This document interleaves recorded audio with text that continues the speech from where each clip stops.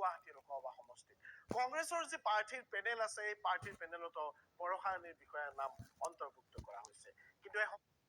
갑자기 내게 나타나준 너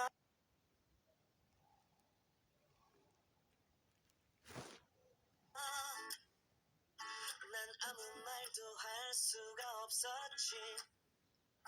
첫눈에 반한다는 이야기 এয়া হৈছে মুখ্যমন্ত্ৰী হিমন্ত বিশ্ব শৰ্মাৰ কন্যা সুকন্যা শৰ্মা সুকন্যা শৰ্মাৰ জন্ম হৈছিল 2003 চনৰ অক্টোবৰ মাহৰ 30 তাৰিখে আৰু আজিৰ দিনৰ অনুসৰি সুকন্যাৰ বয়স হৈছিল 17 বছৰ 6 মাহ 11 দিন সুকন্যাৰ ঘৰত মতা নাম অথবা নিকনেম হৈছে অৰবিন্দ সুকন্যাৰ মাতৃৰ নাম হৈছে ৰিনিকি বুইয়া শৰ্মা আৰু ককায়েকৰ নাম হৈছে নন্দিল শৰ্মা আৰু এই ভিডিঅ'টো ইমানতেই আছিল যদি আপোনালোকে হিমন্ত বিশ্ব শৰ্মাক ভাল পায় তেন্তে ভিডিঅ'টোক লাইক কৰিব আৰু নতুন থাকিলে চেনেলটো সাবস্ক্ৰাইব কৰি ৰাখিব ধন্যবাদ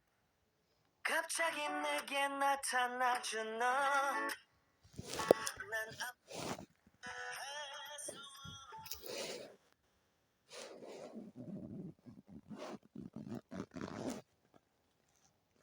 갑자기 내게 나타나준 너 난 아무 말도 할 수가 없었지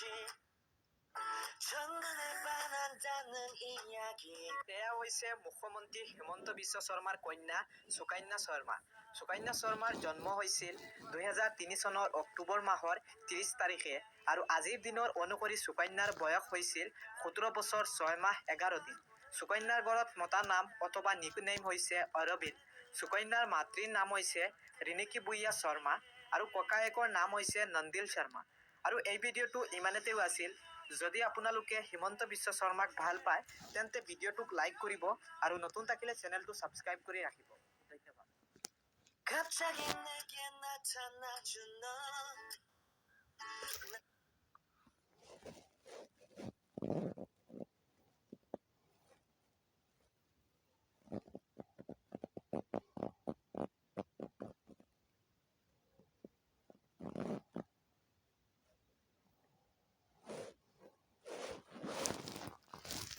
হেল্ল' গুড মৰ্ণিং আজি এটা সাংঘাতিক ব্যস্ত দিন